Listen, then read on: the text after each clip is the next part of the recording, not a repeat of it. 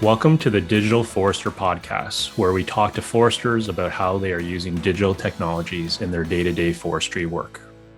Hey, everybody. Welcome to the Digital Forester Podcast. So today, I'm pleased to have Albrecht on our call from SKYLAB. So I believe I was talking to Albrecht. He said, yeah, just call me Albie. So I'll go with Albie. Albie, how are you doing today? I'm pretty good. Thanks a lot, Kevin. Nice to meet you, and really good to be on this podcast. Yes, please call me Albie. Albie, perfect. So where are you joining us this afternoon, this evening / I'm morning AM? Where are you calling from? Well, I'm in beautiful gray Hamburg, northern Germany.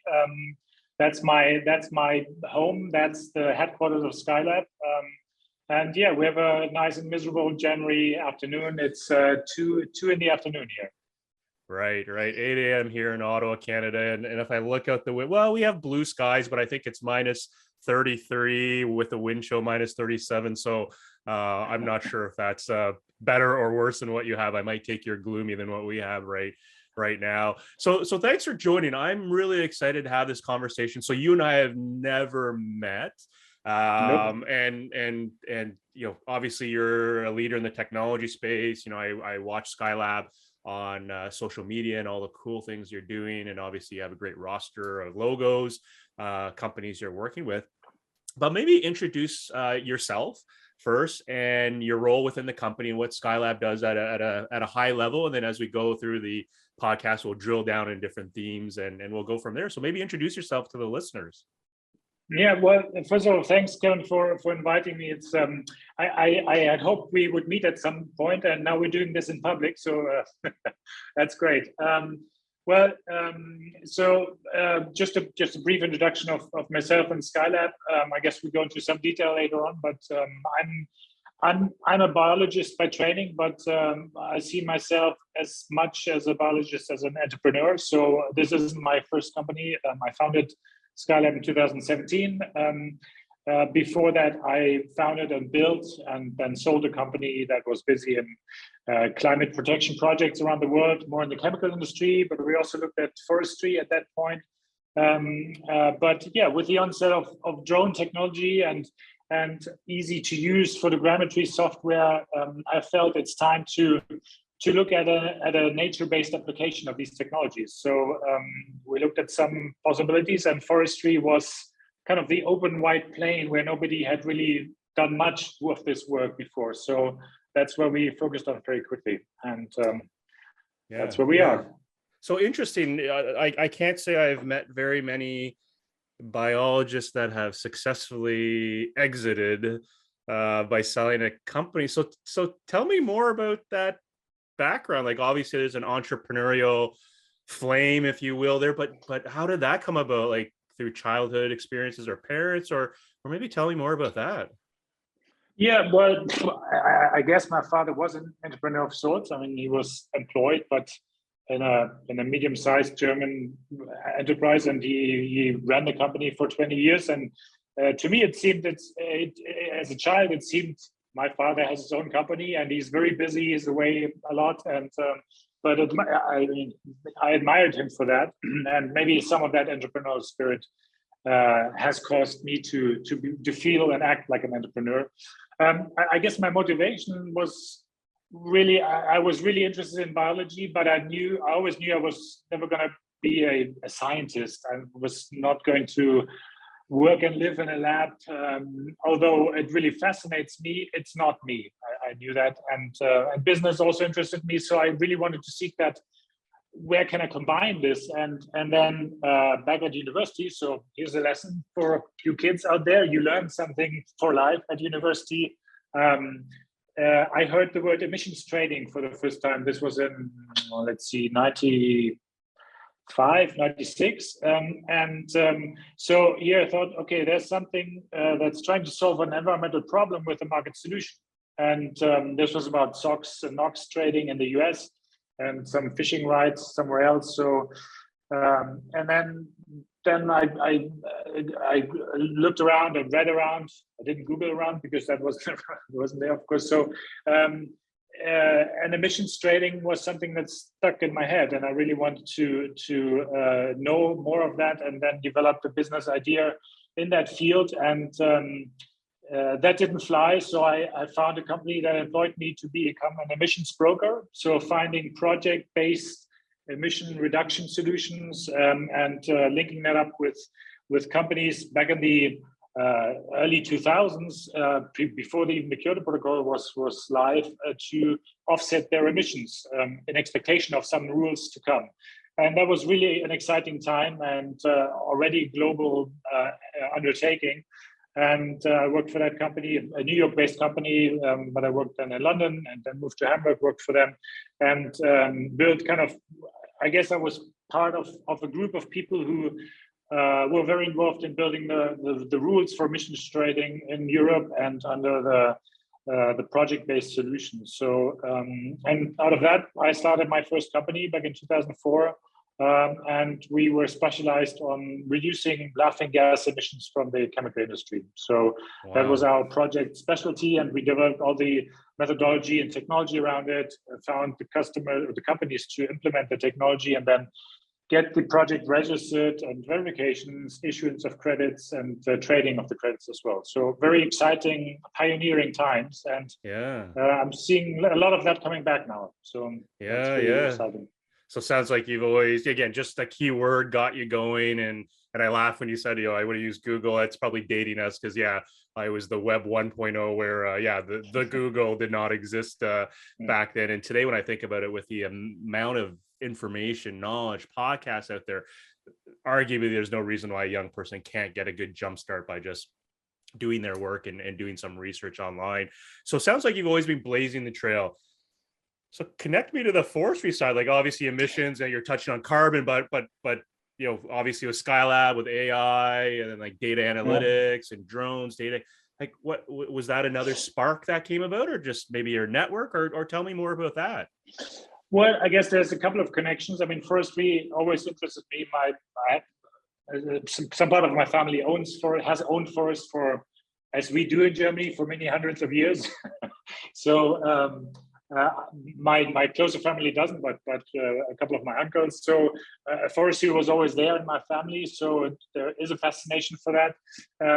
But also in that previous company I just described, forestry projects were always was something we wanted to do, but we lacked there was no methodology, and we lacked the technology to reliably monitor forestry carbon uptake. So the classic, and maybe here's another lesson. So the classic forest inventories were seen as too, not precise enough on a stand level, because that's what you're looking at, smaller scale project, at least at that time. And the sampling based inventories weren't seen as reliable and transparent and impartial enough. So and then when drone technology and photogrammetry and remote sensing became so much better nowadays, I saw all that came back, and I saw an opportunity to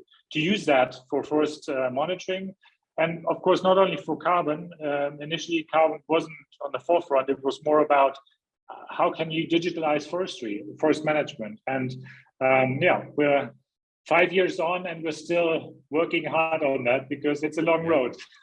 Yeah, absolutely. So I have this feeling that your forest is probably the most imaged, flown, surveyed piece of land, maybe in Germany. But on that note, it was fascinating when you mentioned, like, as Germans tied to that forest resource. I was on a intercontinental flight once, and I was working on a slide deck, and then it had like machines and IoT stuff, and there's a gentleman who kind of nudged my elbow, and he said like what do you do? So I described it to him, and then I was like, oh, what about you? Where are you from? He said, I'm from Germany. I'm like, oh, it's like, do you know anything about forestry? And he said, oh, and he was working on a SAP slide deck. He was a VP at SAP, and then he kind of loaded up this other slide deck, and it had all these forestry machines, and I said, what's going on? Like, you're with SAP, and he said, oh no, we have forests, like as Germans, like we have forests. It's like, I operate this land base. I got machines that I operate. I'm like, oh my God, it's crazy. So you mentioned that, jogged my memory, where I was like, how is this possible? It's everywhere. Yeah. So Yeah, tell me about. not every German owns forest though, so I don't. Fair enough. Fair enough. Full disclosure. Cool. Absolutely. So tell me about how SKYLAB came to be. 2017, you said. I looked at the website. Couple folks, geoinformatics engineers. There's cloud, there's automation people, your CTO and stuff. But how did that come around? Like, did you know each other already beforehand, or is this more something you had to build the team up and find? And was that a struggle finding the right people to bring that vision you had to life? Well, as an entrepreneur, it's sometimes funny how things happen. Initially, I had this idea and I wanted to test around a little bit and got myself a drone and flew and tried some software just to see how it works and if there's something there. But that wasn't very, very satisfying. So I asked, I tried to find and found a student, a geomatics engineering student who could help me a little bit. And he's still there, Simon, our employee number one and CTO now. And we tried around like, can you count trees? Can you automate that to some extent? Can you build a tree height model that gives reliable tree heights per tree or per stand? So there was a lot of trial and error at the beginning. And when I say beginning, I would say that was the first 2-3 years.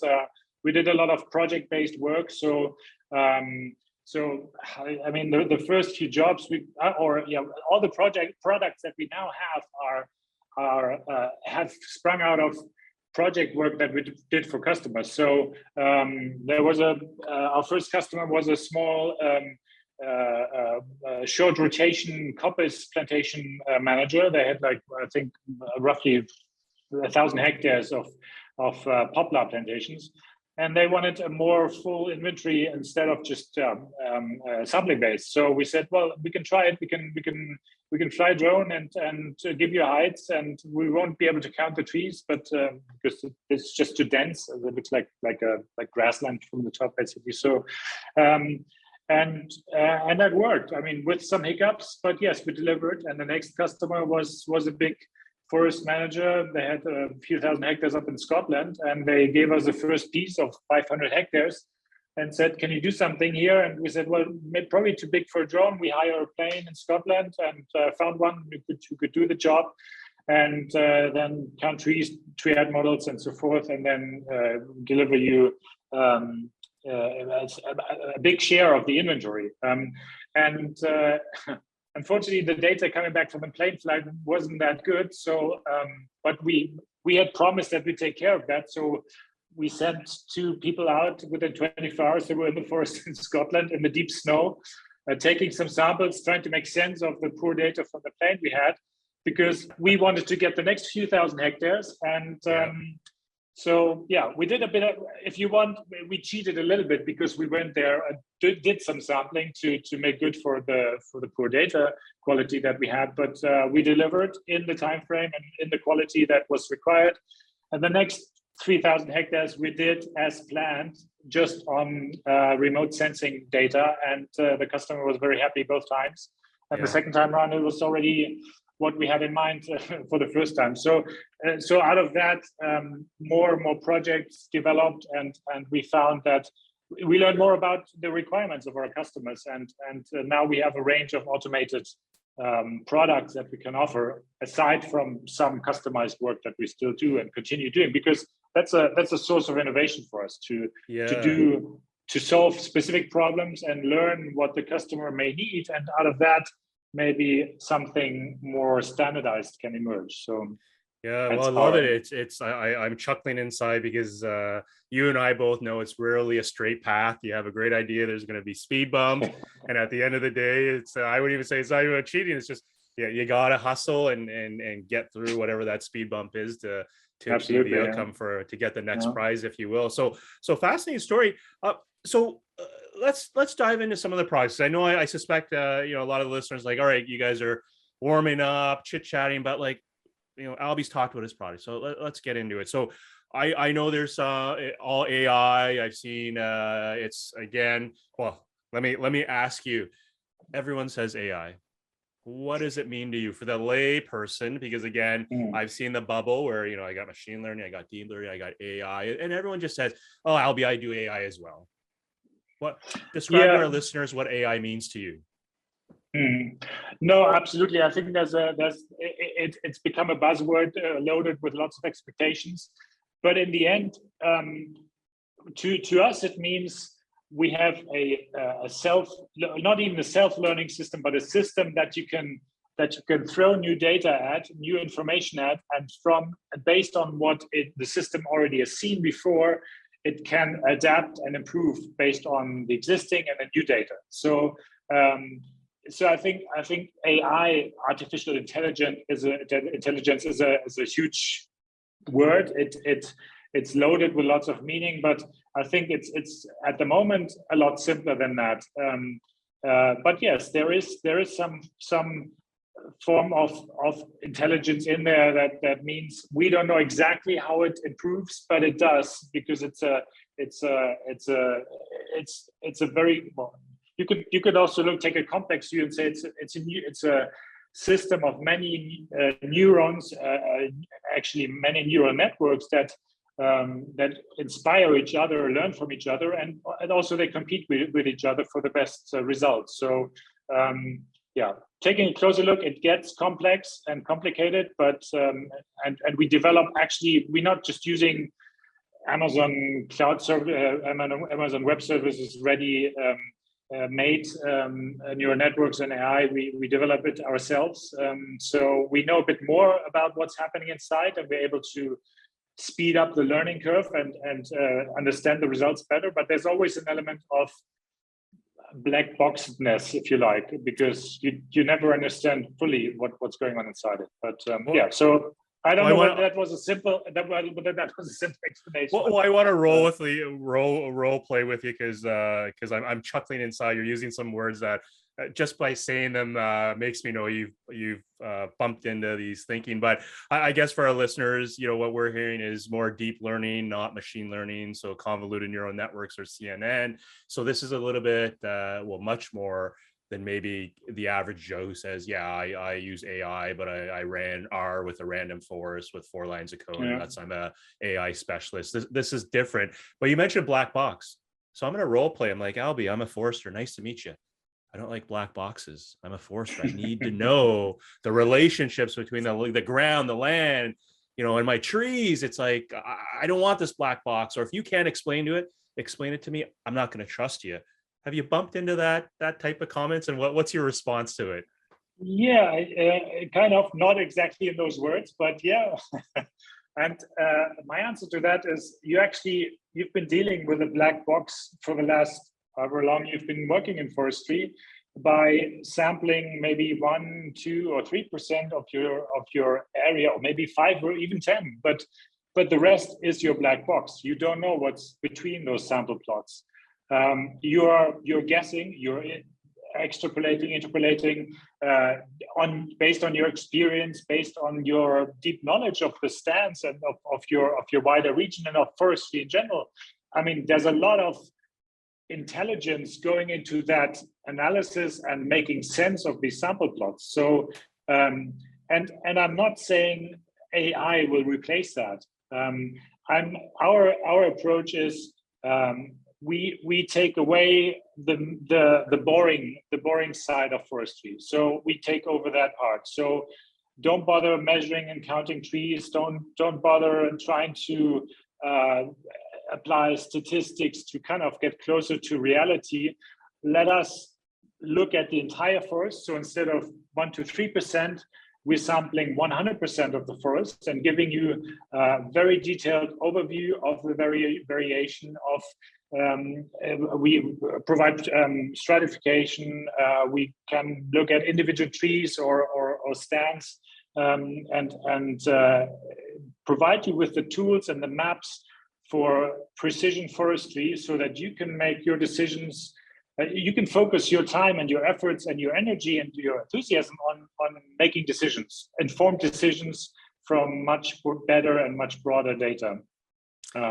So yeah, that's taking away your black box, maybe replacing it with with another form of black box, but not in terms of not knowing the data, not knowing what's there, but not exactly knowing always how it came about. But I think we're probably overemphasizing the black box part of the AI, because we are really, because we develop it, we know what influences the results. So right, yeah, absolutely. Well, at the end of the day, they're just tools, right? And they're tools to accomplish or solve some type of problem. So also a lot of foresters will say, I joke, I always say foresters don't want to be the first ones, but they also don't want to be the second or third or last ones. There's this weird, don't want to take the risk, but I also want to benefit from the people who are taking the risk.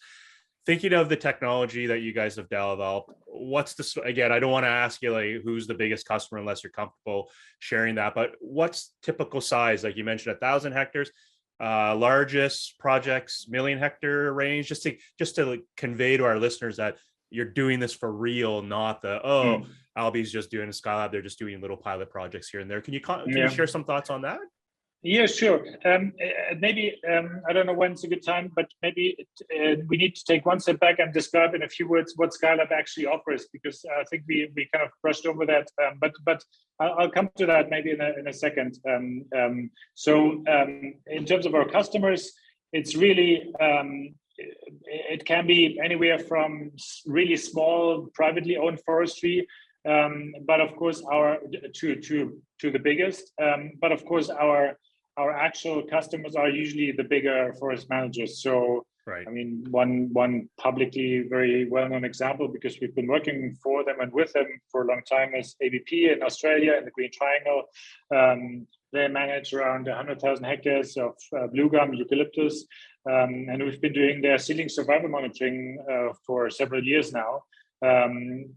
Initially not AI-based, but like with stupid algorithms, but now with very well-trained AI to automatically detect the seedlings and map the weeds and map the vitality of the seedlings for more precise replanting and weed management and fertilization. So but yeah, we're working with the very biggest. I mean, in Brazil or North America, you have companies companies managing millions or 1,000,000 hectares and more. So we are lucky to count them as our customers as well. Yeah, absolutely. So let's get into your products. So let's pull you into, you mentioned, let's get into products in terms of, I know on the website, there's the digital forester, ironically, and then we've had this podcast, but I get the impression there's the different types of forestry, parts of forestry. You mentioned seed lead counter versus the digital forester, and then some yield maps. So walk our listeners through in terms of, those, I think there's 5 or 6 products that you guys list, and short synopsis on each one and why they might be interested, or the value proposition or the problem you're solving with them. Take it away. Yeah, sure. Thanks. And I sorry for pointing that out, that I wanted to come back to that, but it's not that I want to pitch every product. It's more about what the idea of what SKYLAB wants to achieve and where we see ourselves. So really think of SKYLAB as a platform that offers practical software and AI-based solutions for the forest managers. So it's a platform that offers a range of solutions from seedling survival monitoring, weed mapping, vitality analysis, very targeted thinning and harvest planning, harvest progress monitoring, ongoing vitality analysis and alarms if vitality drops in a certain region due to drought or stress or disease, even down to timber inventories and carbon accounting. So that's the basic concept. It's a platform offering software as a service. So you subscribe to the platform, and then you can look for the solutions for any of these challenges that I just described. So the seedling counter is the product that will help you monitor your seedling survival, and you basically subscribe to you take out a 1-year subscription for a certain volume of seedling counting, and then you have access to the platform. You upload the data, it gets quality checked. So drone data usually in that case. Gets automatically quality checked, you get automatic quality feedback. It gets processed very fast, and within 24 or 48 hours, you have the full seedling survival map, weed map, vitality map, and so forth. So it's that concept of there's a platform where you have certain digital solutions for your day-to-day forest inventory and forest monitoring problems. Right. So yeah, seedling counting is one, tree counting is another, which helps you in thinning and harvest planning. That can be coupled with individual tree vitality monitoring. Again, usually drone-based, sometimes plane-based. And then we have the more satellite-based products, or you can even think of it as apps on that platform. So it's all web-based, it's all super easy access. You don't need any GIS knowledge, which I think is extremely helpful, so that anybody without S3 ArcGIS or QGIS or whatever tools you may need for proper GIS analysis and mapping, anybody can access this.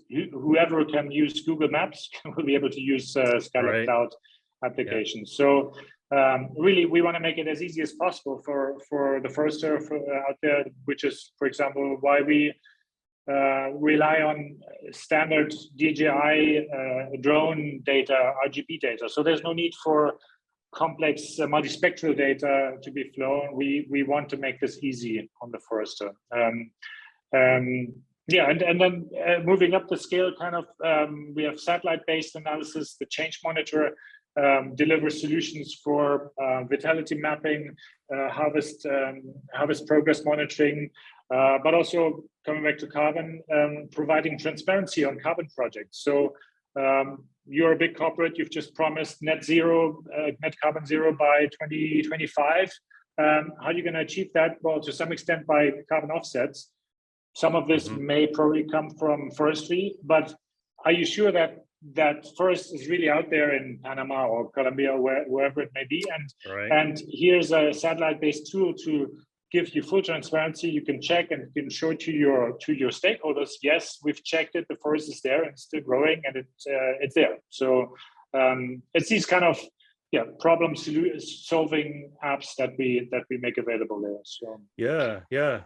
Very cool. So I'm less bashful, Albie. I want you to promote your products and stuff. So we can talk all we want. So what I heard, just to paraphrase, is we don't need fancy, drone technology, RGB. You then upload it into the Skyworks cloud, and then it does its magic. And then in 24 to 48 hours, you get something back to answer a problem that you have. And you also have the satellite offering that, I guess in this case, still goes through SKYLAB Cloud, but because you're provisioning, it's not the customer tasking provisioning, you do it for them. Is that correct? Absolutely, yeah. And maybe there's also maybe something to that's important about satellite data. I mean, it's kind of becoming more and more important in forest monitoring, and I mean, many people start using it more. What we found was extremely surprising is some of this. I can say a planet scope is something we use a lot. That's 3-meter resolution. It's really, really cool because you really have almost daily data availability. You can go back as far as even 2014 to build time series to look at historic developments.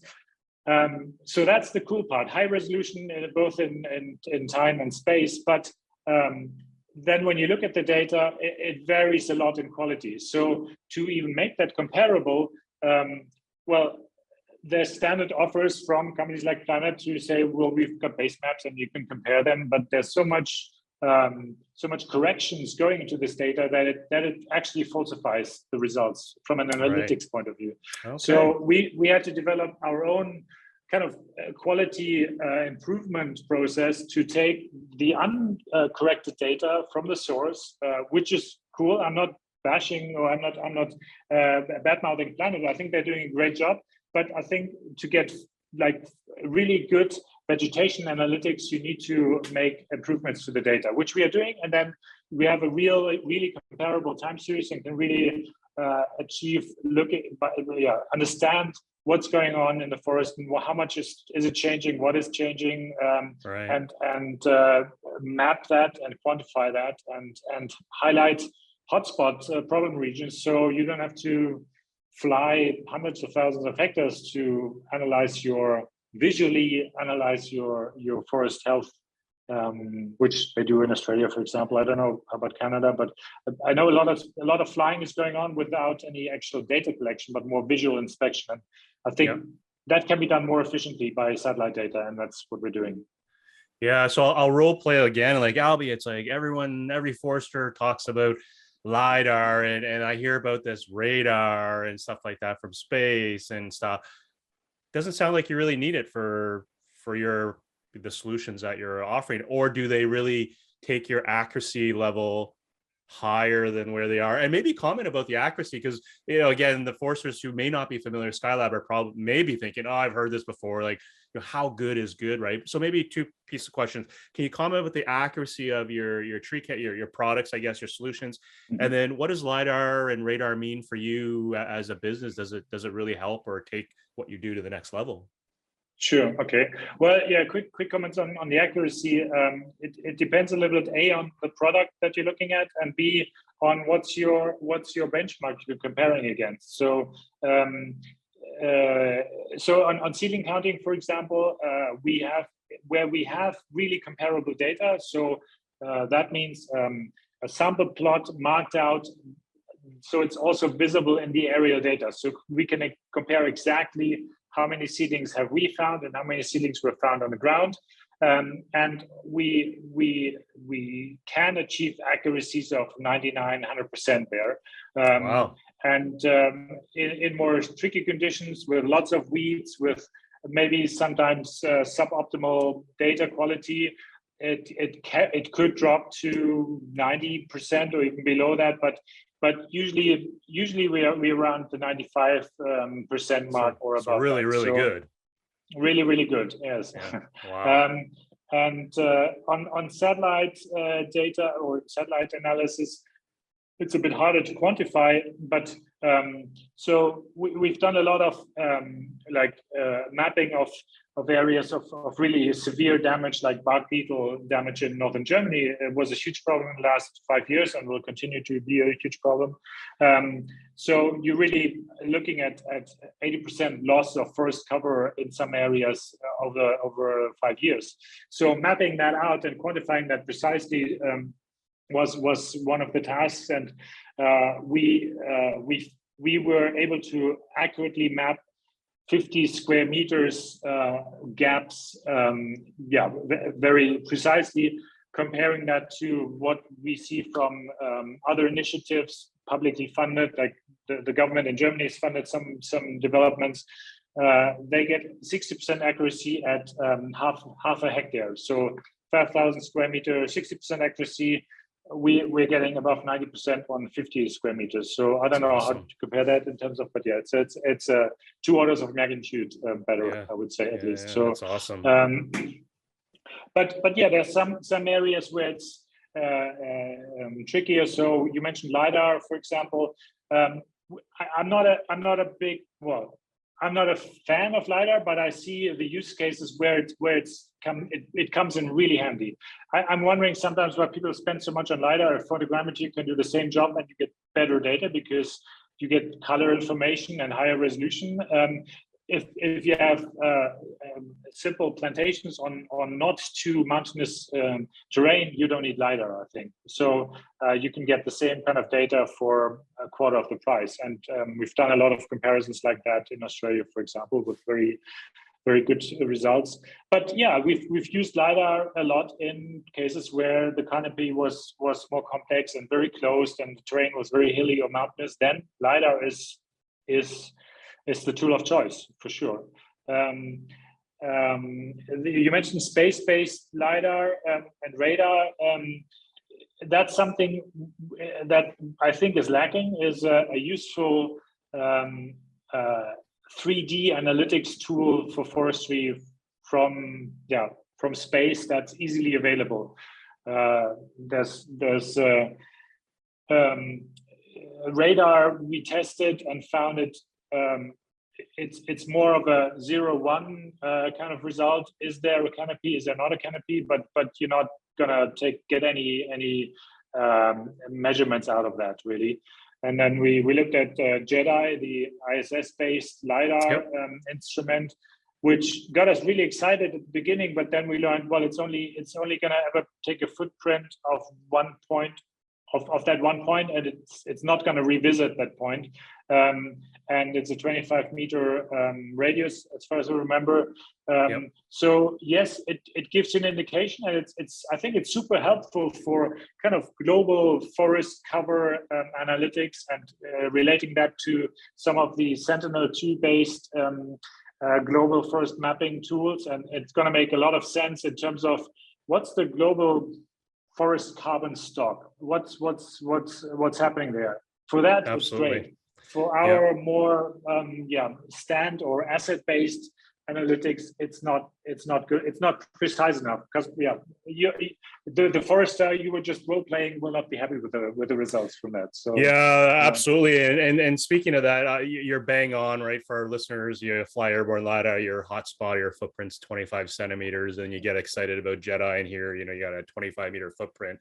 That's night and day. Tackling different problems. I would suggest there. So thinking of, great stories here. Cost is often for, again, you've been at this long enough, Albie. It's like, is this really expensive and whatnot? For our listeners, you've mentioned, you're not using the more expensive technologies, or you will use them for the right environment where it's needed. You're fitting the right tool for the right place there. But from a cost point of view, can you shed any light for our listeners in terms of what they can expect if they call you, or is it really one of those, it depends on where you are, the terrain, or is there some metric there that you guys use for your model? For the standard products like the seeding counter, tree counter, or the change monitor, we have standard pricing, yes. And you will not be surprised if you hear that. It does depend on the size of your project, of your area that you want monitored. So, but to give you a benchmark, we're looking at, just for the naked seedling counting, seedling survival monitoring, you're looking around about at $2 per hectare, $2 US. That would be, well, that does make sense, right? In the US, we're asking for $1 per acre roughly. So everywhere else, we're usually charging euros, or sometimes Brazilian reais. But so let's say, around, just as a rough benchmark figure, $2 per hectare is a good orientation.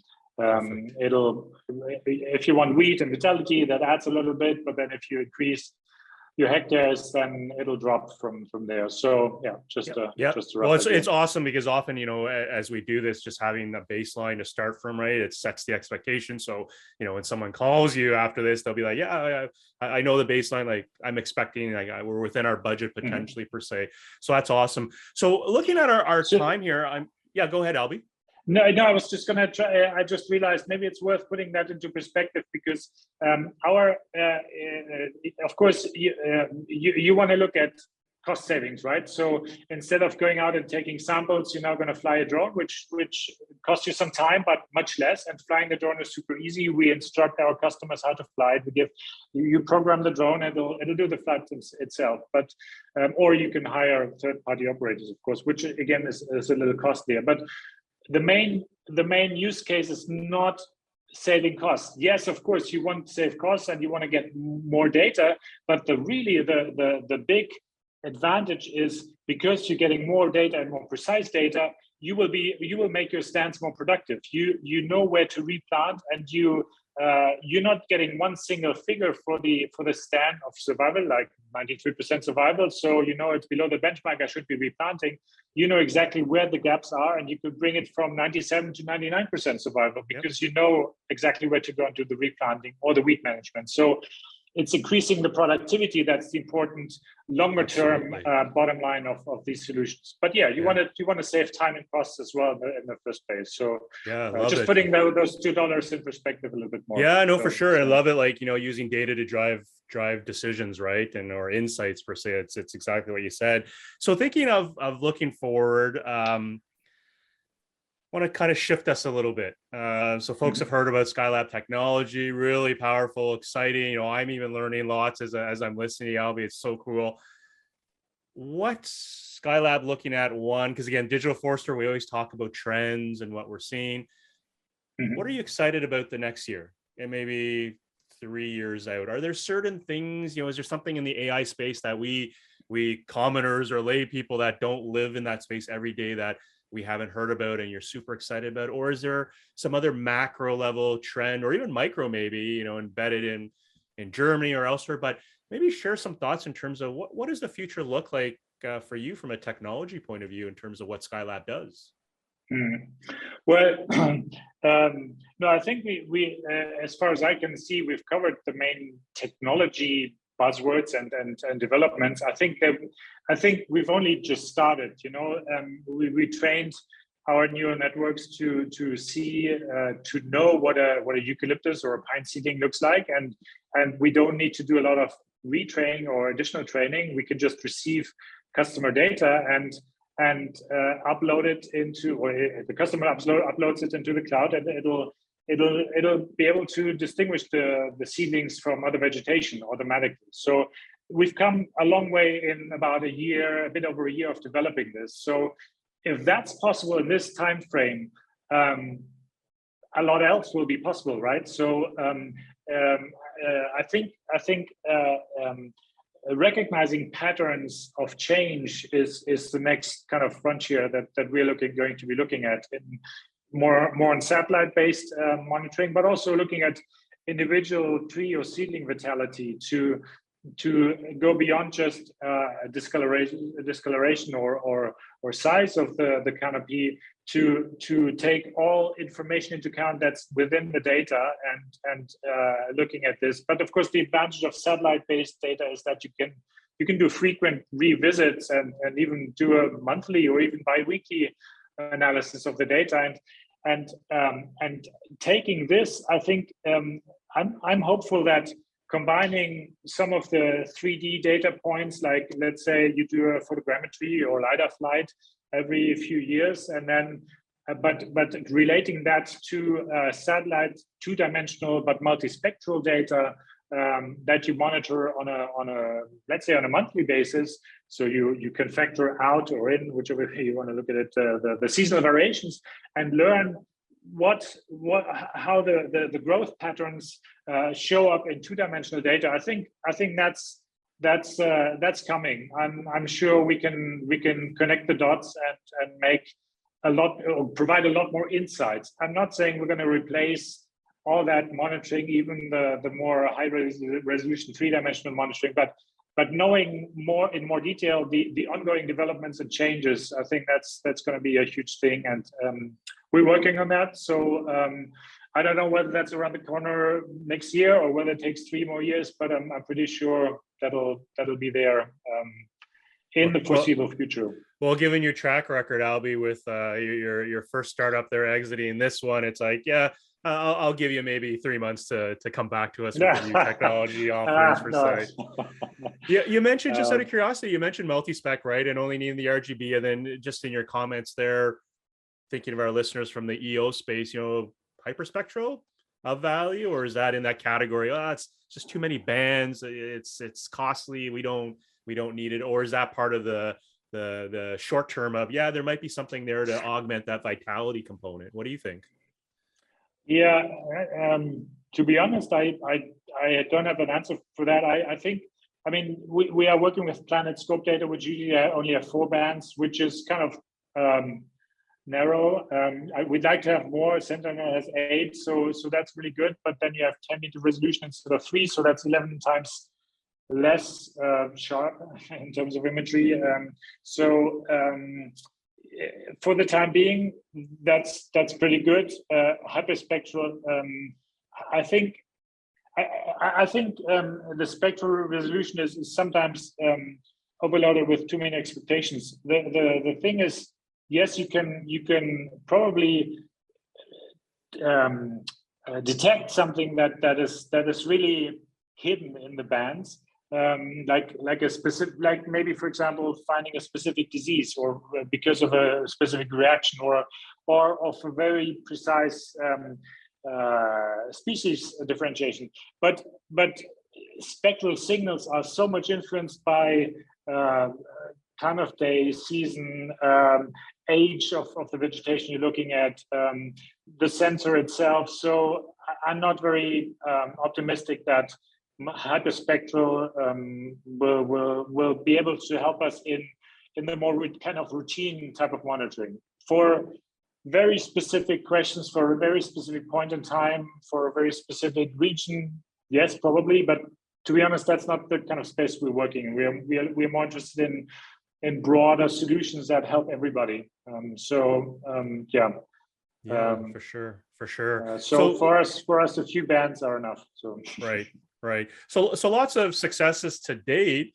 What in your seat as CEO of SKYLAB in 5-year time frame? What does success look from your seat in terms of SKYLAB? Where do you want to see it grow? Like world domination of this space, or what's your vision? Of course. What drives Albie, right? No, I think there's two perspectives there. Of course, one is SKYLAB as a team, as a company. I want SKYLAB to grow. I want SKYLAB to be successful and earning money. We are a startup. We're a technology startup. We are currently preparing our next investment round. So, of course, in 5 years' time, I'm hoping that we will be profitable, very profitable. So that's the inside perspective. But for that to happen, and that's obviously therefore the much more important perspective is that we provide solutions to our customers that make their lives a lot easier. Solutions that are so easy and seamless to use that there's no need to think about it, whether should I do this, should I not. Digitalization should be standard in forest industry in the next Absolutely. 3 to 5 years, and I think making it simple, making it accessible, making it integrating it into the forester's daily life, so it becomes natural. That's a goal that I want to achieve, and I think that's why we're focusing on simplifying things in terms of lowering the barriers of being able to use it. Meaning easy to use drones off the shelf, easy to use standard DJI drones as data sources for the seed encounter, a web-based cloud service with WebGIS, so that there's no you don't need to be an expert in GIS to use this. So those are. I'm not saying. Please don't get me wrong. I'm just saying foresters aren't sophisticated enough to use this. I'm just saying why you don't need to be. Not every forester needs to be an expert in GIS tools and data acquisition to be able to use this. Everybody can do this. So absolutely, that's the goal, and that's what I'm working towards. Yeah, for sure. Yeah, definitely hear you loud and clear. Yeah, in my career working with foresters, they're some of the most resourceful, curious, absolutely, hackers themselves in their own right ways. Just the skill set they have, how they view the world is just incredible. And I think that's just a function of forestry being a very complex space. A lot of people don't appreciate the complexities involved with that. So thinking as we're looking at winding down, Albie, what are some pro tips you would give to foresters looking to start this journey with SKYLAB? Like, is there a common pattern, or if a listener is going like, man, it's like I want to connect with SKYLAB and stuff, and I want to come prepared to just kind of jumpstart? Over the years, have you found like there's a recipe that just is consistent, or is it really we got to do a discovery call, understand what you need, or what can they bring to the table before that first meeting? Yeah, no, I obviously I see it as our job to be able to put our future potential customers into the position of being able to use SKYLAB products and work with us. So I usually the first round of discussions is around accuracy, reliability, and what can we expect, and that's why we usually do two important things. One is if it's about high resolution stuff like seeding and tree counting and weed mapping and vitality mapping, then you usually want to fly a drone or find a plane operator. So it's discussing what's the right tool to get the data and how do I get that, and so preparing most of the time customers will come to us and say, we have a drone, we've been using it for taking some videos or taking some shots, and now we want to take to the next level. And then we help them in operating the drone so the data is good enough or really good so that they can be analyzed. So that's part one. And the second part is we totally understand that if you see something new, you want to test it. You're not gonna just blindly subscribe to it and say it's going to be okay, or just trust it. You want to test it and see for yourself. So we offer, of course, test periods. So if you subscribe, you get to use it for a couple of months or maybe even 3 months, and then only if you're happy, then you actually start paying. So there's that element of trial, but I also invite the people who try this to. What we learned is that it's sometimes hard to compare what you're used to in terms of sampling with 100% coverage. So those two data sets are not comparable, at least not as they stand. So you need to look into it in more detail, and because our data or our results are deviating from whatever they've been sampling, doesn't mean our data is wrong. It's probably we're looking at two different realities, and that needs to kind of sink in sometimes. So, but yeah, that's a process, and that's usually what's happening in those 2-3 months, and then most have stayed with us. So I invite everybody to give us a call and or write to us and get started by testing us. So So last question for my end, Albie, is obviously we're still in this COVID-19 pandemic. I'm not sure what Germany's like. I think like in Ontario, largest province in Canada, we're reopening to 50% capacity on some things at the end of the month. But was COVID good for business for SKYLAB or bad? And before you answer that, some of our listeners who may not be in the forestry space might go like, why is he asking this? For certain sectors, COVID was actually good. When we think about the technology space, it was actually a boom, and albeit markets now are doing something completely different, but we won't get into that. But for SKYLAB, what was the COVID or our ongoing COVID days? What was that like for business for you?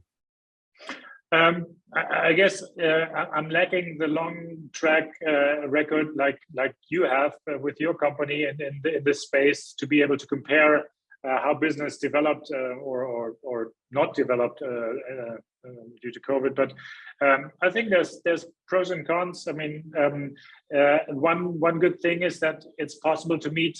Everybody's prepared to meet like we are meeting now and discuss.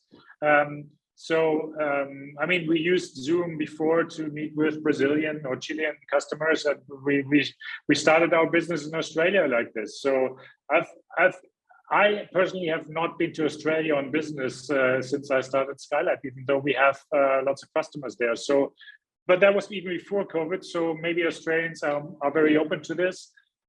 Thanks, Australia. Great job.